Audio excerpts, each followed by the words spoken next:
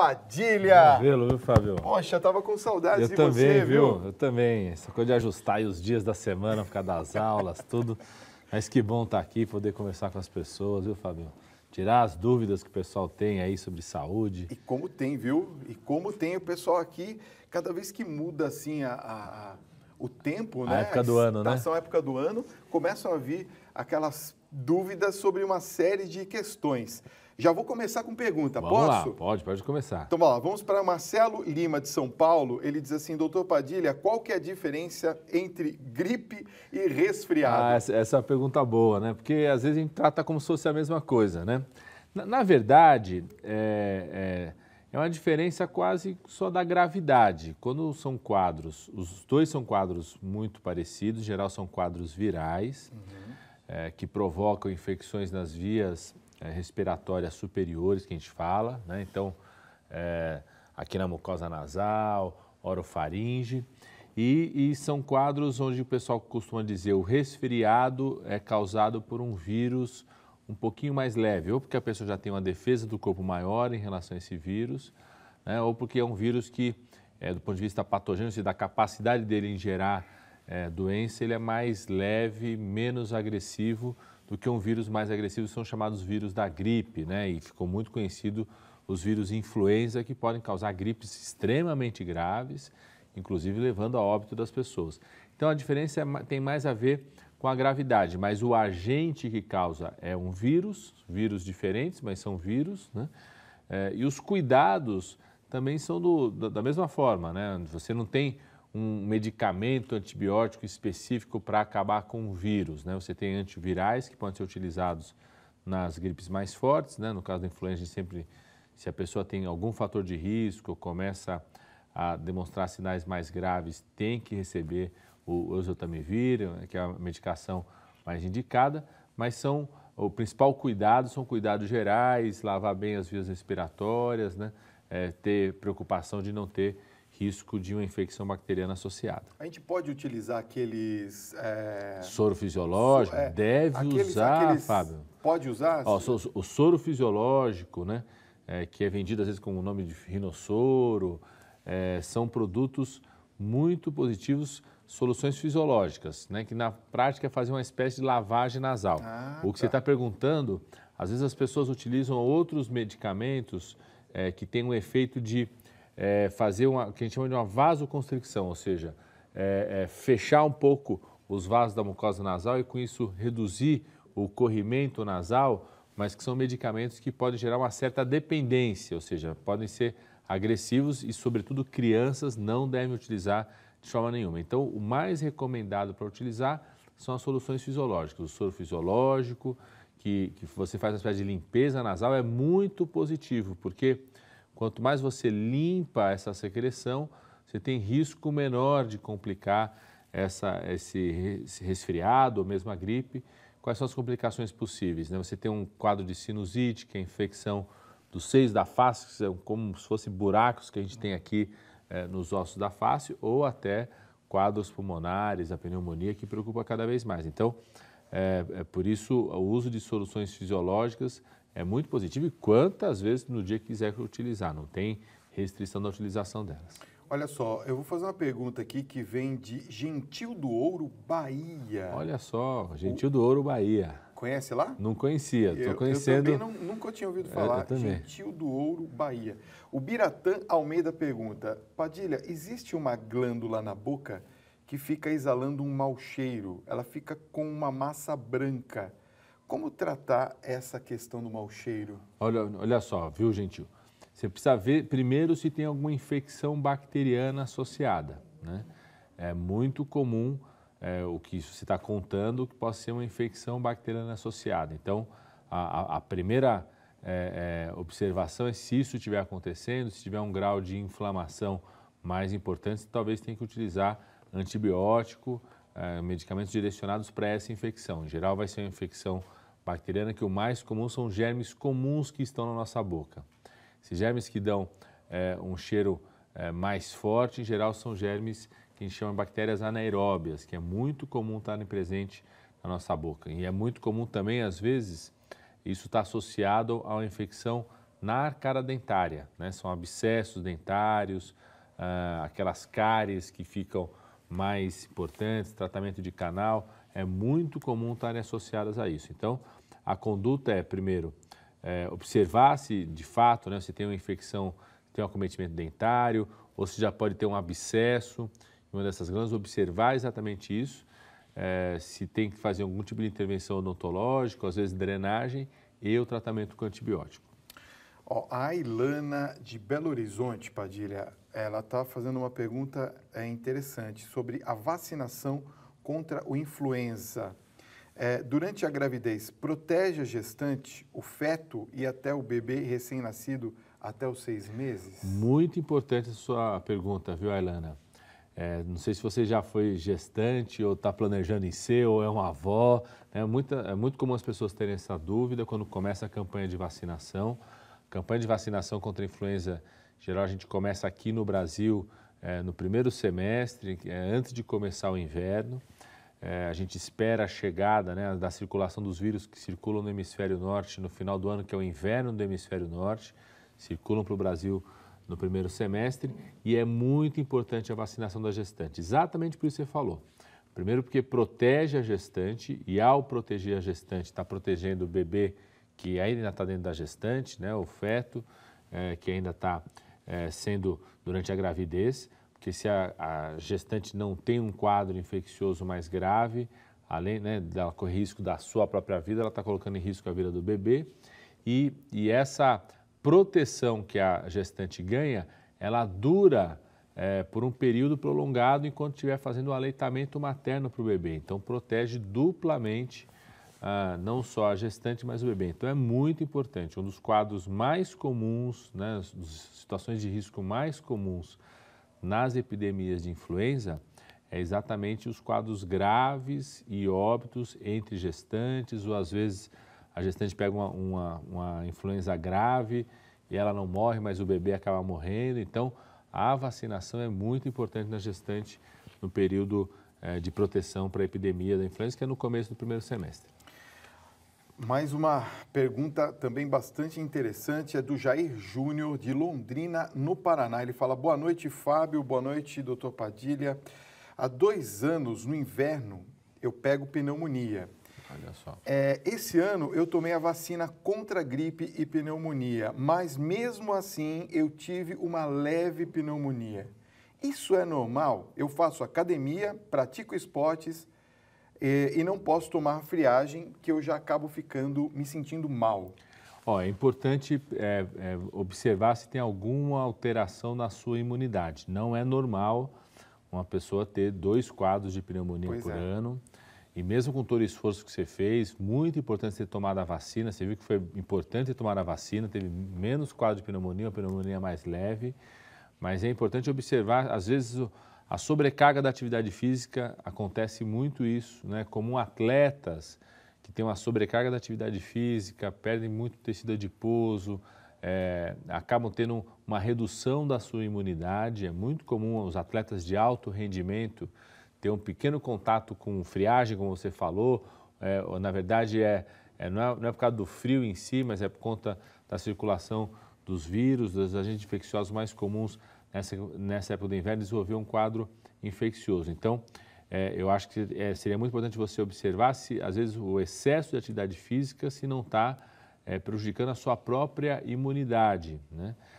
Ou observar se, além da pneumonia, se você tem outros quadros bacterianos. Por exemplo, é muito comum a pessoa ter pneumonia de repetição, sinusite de repetição, né? E, na verdade, infecções de pele de repetição, na verdade, ela tem um quadro de redução da defesa imunológica que facilita ela ter quadros bacterianos. Então, acho que é importante observar isso e ver se tem alguns outros sinais, né? Ou você tem outros fatores de risco que levam a doenças pulmonares, por exemplo. Você não falou para a gente, mas se você fuma, né? O fato de fumar aumenta muito o risco de ter doenças pulmonares. Às vezes você já teve um quadro pulmonar crônico ao longo da vida, tinha asma brônquica, tinha bronquite, uma doença pulmonar obstrutiva crônica. Então é importante ver se você tinha algum outro fator de risco por ter tanta doença pulmonar assim. No caso dele, ele está relatando aqui 3 pneumonias seguidas? Por acaso, tem alguma relação com o tipo de vírus? Porque são vírus diferentes? Como é que é? Você pode ter tantos vírus diferentes, mas você pode, às vezes, ter o mesmo agente infeccioso, que não seja só um vírus, seja um agente bacteriano, e você ter pneumonias repetidas por aquele mesmo agente infeccioso, né? Aliás, uma coisa que tem acontecido muito, né, Fábio, como a gente tem usado cada vez mais antibiótico e às vezes a prescrição, ou mesmo a pessoa faz a automedicação, pega o antibiótico do filho, da vizinha, do marido, toma uma dose, isso vai gerando resistência bacteriana. Tá. Então tem acontecido muito essa situação de bactérias que antes eram tratadas com antibióticos mais simples, você ter quadros de pneumonia repetitivos porque a pessoa, na verdade, não conseguiu tratar ainda daquela bactéria porque ela está se tornando resistente aos antibióticos mais comuns que a gente tinha. Entendi. Boa noite, Fábio Padilha. Meu nome é Leonardo. Meu avô Antônio, há 6 anos atrás, teve uma herpes zoster na face, na área da testa. E após isso, ele teve uma sequela e sente muita dor na área. Eu gostaria de saber se existe algum tratamento específico para melhorar nesse aspecto. Olha, Leonardo, essa sua situação é bastante comum, né? O que é o herpes zoster? É aquele vírus da catapora, que a pessoa em geral tem quando criança, é muito comum ter tido como criança, e ele fica dentro do corpo da pessoa. Ele é um vírus que tem uma atração especial pelo tecido nervoso, e aí ele eclode quando a pessoa tem uma redução da imunidade nos dermátomos, por isso que ele faz aquele desenho, né? E o quadro do herpes zoster no rosto é um quadro potencialmente grave, uma das indicações, inclusive, para você fazer o uso de medicação endovenosa quando isso acontece, porque tem risco de acometer o olho, né, toda a visão, a parte oftalmológica, e também tem preocupação de você ter um quadro do sistema nervoso central associado a isso, né? É muito comum depois que a pessoa teve herpes zoster, ela não tem mais a lesão, a pessoa ficar com a dor que é uma dor crônica. Tem medicamentos para isso, a gente usa medicamentos que a pessoa tem que tomar de forma permanentemente, não é um tratamento impossível de fazer, e tem também outras terapias associadas. Por exemplo, eu já vi muitas situações da pessoa associar medicamento com acupuntura, medicamento com outras terapias, que ajudam muito a aliviar essa dor. É um quadro bastante comum, né? E às vezes acontece também da pessoa sentir a dor quando volta o inverno, sente mais a dor, né? Então é um quadro bastante comum, mas tem sim como conduzir. São medicamentos, né? A gente usa carbamazepínicos em geral, são medicamentos que conseguem ter um bom controle dessa dor.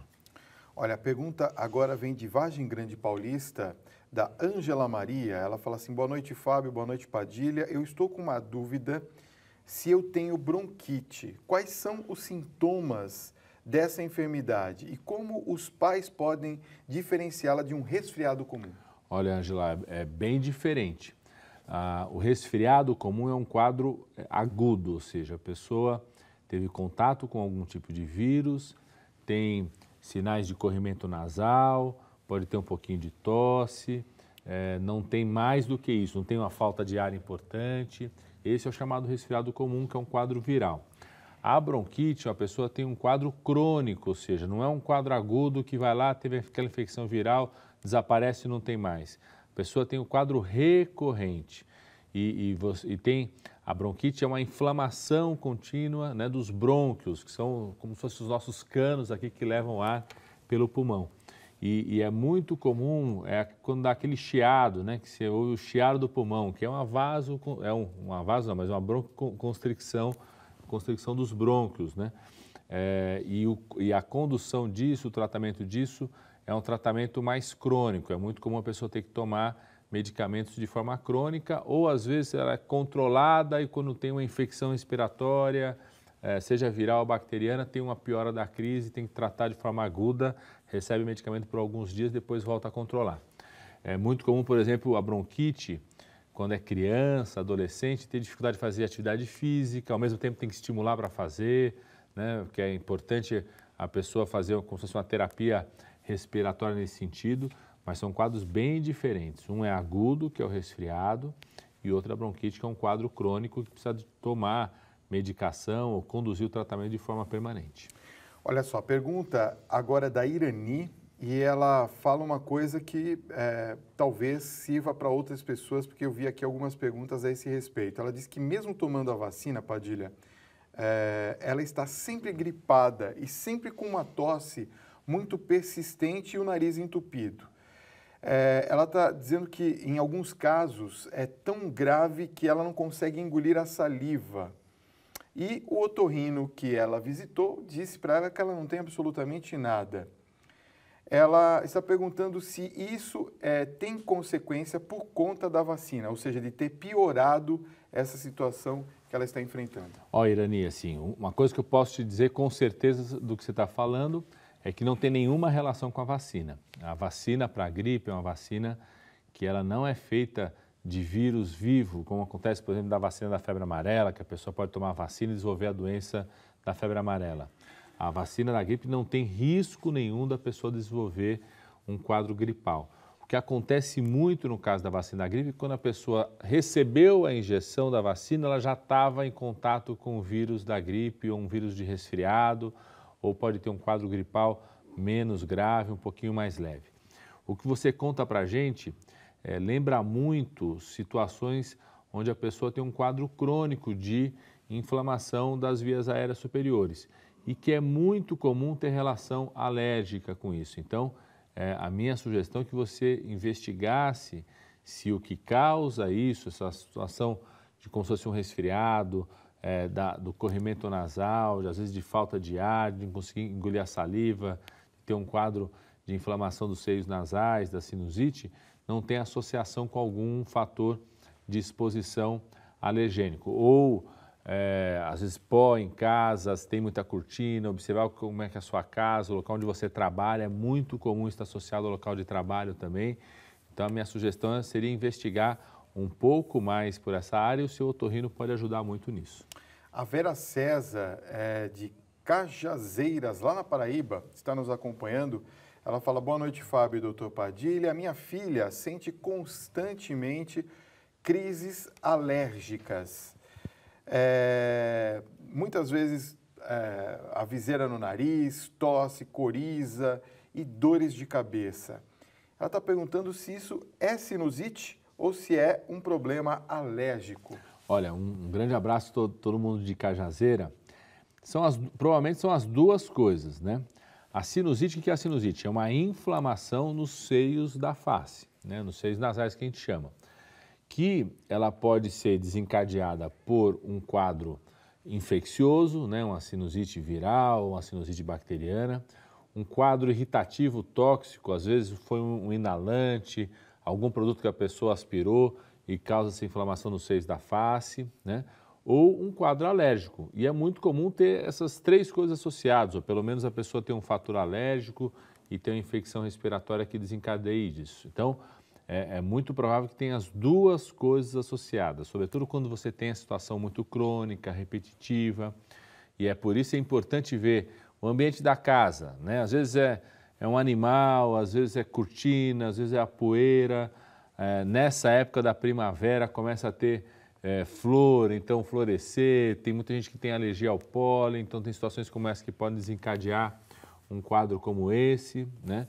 É importante observar se tem algum fator de exposição dentro de casa, no local de trabalho, no local da escola, como é a filha, às vezes na escola, que tem um contato com isso, que possa estar desencadeando essa reação alérgica permanente. Olha só, a pergunta agora vem da Dilma Maria Lemos da Silva, lá de Ubatã, na Bahia. Ela diz o seguinte: Padilha, eu tenho uma rinite muito forte. Quando eu como, por exemplo, coco e tomo qualquer coisa gelada, eu sinto muitas dores de cabeça acompanhado de um mal-estar muito intenso. Tem realmente uma ligação uma coisa com a outra? Com coco, provavelmente não, mas é muito comum a pessoa ter o que a gente chama de rinites vasomotoras, que são rinites que são desencadeadas por algumas situações, entre elas o contato com gelo ou com frio, né? Então, acontece muito, menos na Bahia, mas na Bahia acontece muito também, porque às vezes no sertão o pessoal usa muito ar-condicionado, muito forte, então você está num local bastante quente, entra num local fechado com ar-condicionado forte, dentro do carro, às vezes com ar-condicionado muito forte, né?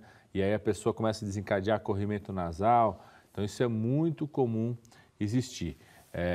Provavelmente não tem nada a ver com coco, pode continuar comendo coco, tomando água de coco, que é muito saudável, né? E é muito provável que tenha a ver com contato com a superfície gelada, às vezes um produto muito gelado, né? Que pode desencadear esse tipo de inflamação que tem um corrimentozinho nasal.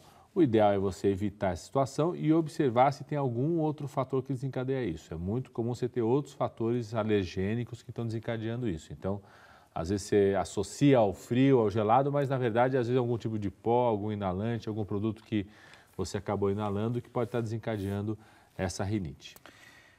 Olá, Fábio Padilha, aqui é o Eduardo de Brasília. Um abraço a vocês aí de Brasília, também uma audiência muito grande da Rede Vida lá em Brasília. É verdade. A dengue pode ser confundida, Padilha, com uma gripe normal? E como que eu faço para diferenciar uma da outra? A imunoterapia é o melhor tratamento para as alergias respiratórias? Em relação a uma gripe normal, a principal forma de diferenciar uma da outra é se tem algum sinal respiratório, né? Se você tem corrimento nasal, tosse, dengue, não é para ter esse quadro. Acontece muitas vezes a pessoa está gripada, está com resfriado e tem um quadro de dengue, né? Isso acontece com certa frequência. Ou muitas vezes é aquele quadro de dengue que é só um quadro de febre, dor de cabeça, e aí, às vezes o profissional associa isso como se fosse uma virose respiratória, tudo. Então, são quadros que podem estar muito próximos, mas se fizer uma boa avaliação clínica, uma boa investigação, conversar um pouco, como acontece em períodos diferentes, né? A gripe normal é muito mais comum no inverno, a dengue no período do verão no Brasil, é fácil você conseguir separar um caso do outro. A imunoterapia é uma das formas de você lidar com problemas de alergia. Muitas vezes a pessoa precisa passar por um tratamento imunoterápico, não tem outra opção, às vezes o controle é feito só com produtos que são anti-inflamatórios hormonais, você consegue conduzir sem precisar fazer imunoterapia, mas muitas vezes a pessoa tem um quadro mais grave, onde a imunoterapia acaba sendo uma das formas de conduzir situações de alergia. A Joseli de Pedras de Fogo, na Paraíba, diz o seguinte: boa noite, Fábio e Padilha, eu fico com a respiração ofegante, Padilha, no tempo em que é muito frio. Como que eu posso combater esse sintoma? São duas coisas. Primeiro, descartar que você não esteja com uma doença infecciosa respiratória, né? Às vezes você está achando que está ofegante por algum outro motivo, é porque você está com uma doença infecciosa, às vezes você está com dificuldade de respiração nasal, então acaba respirando mais pela boca porque tem ou rinite ou sinusite, está obstruído a respiração nasal, então acaba respirando mais pela boca, está com a sensação que está ofegante por conta disso. Então, descartar essa situação. É muito mais comum no inverno você ter quadros de doença infecciosa respiratória das vias aéreas superiores. A outra é descartar exatamente isso que eu estava te falando, de você ter um quadro de rinite que ele está desencadeado com associação com superfícies frias. Então, se você associa isso não ao período do inverno, mas teve contato com frio, com coisa gelada, já de imediato começa a ter corrimento nasal, é uma associação provável contra isso e a melhor forma de conduzir isso acaba sendo buscar evitar esse contato ou se proteger quando tem contato com superfícies mais geladas. Olha, tem uma pessoa que está dizendo assim, é a Débora aqui de São Paulo. Boa noite, Fábio. Padilha, quais são os cuidados que eu tenho que ter com os meus animaizinhos? Afinal, no final do inverno, início da primavera, eu tenho vários problemas onde eu fico resfriada e eles também. Tem alguma associação? Não associação de que o vírus que causa gripe em um vai causar em outro, isso não. Mas existe, não é o mesmo vírus, mas né? tem associação da mesma época do ano, né? Assim como você, ao estar fechado, em ambiente fechado, tem mais contato com vírus humanos, eles também vão estar em ambientes mais fechados, tem mais contato entre eles, né? Então tem associação com a época do ano. O que você precisa fazer, né? Muito importante, o contato com os animais é algo muito importante, é um afeto legal, para a criança é ótimo, para a família também, né? Dá senso de responsabilidade, de cuidado, é uma alegria em casa, então não precisa tirar ou deixar de ter os animais, mas precisa saber sempre que tem dos pelos, né? do contato que tem dos animais, podem ter produtos que são substâncias que provocam alergia em você. Eu, por exemplo, tenho muita alergia a gato, por exemplo, tá certo? Não tenho, é muito comum, então tem que ter isso como cuidado. Outro cuidado em relação às fezes dos animais, a urina dos animais, às vezes urina no chão, ou mesmo às vezes num cestinho bonitinho, mas fica lá exalando isso, e às vezes esse cheiro pode ser um cheiro irritativo para algumas pessoas, né? Pode ali contribuir para a transmissão entre as pessoas de alguns produtos que podem desencadear alergia. Então, cuidado muito com isso, com a higiene. E o ideal é sempre ele não dormir com você, né? Não dormir na mesma cama. Eu sei que é difícil às vezes, mas o ideal é não frequentar a mesma cama, o sofá, estar junto, porque significa você ter um período de muito contato com o animal, podendo desencadear, sim, as situações de alergia. Padilha, muito bom tê-lo de volta, hein? Tava com saudades dessa conversa. Obrigado por ter vindo, viu? Obrigado você, Fábio. Estamos à disposição aí, o pessoal mandar mais perguntas. Pois é, e volte sempre, tá? Voltarei. Já está convidado. Já.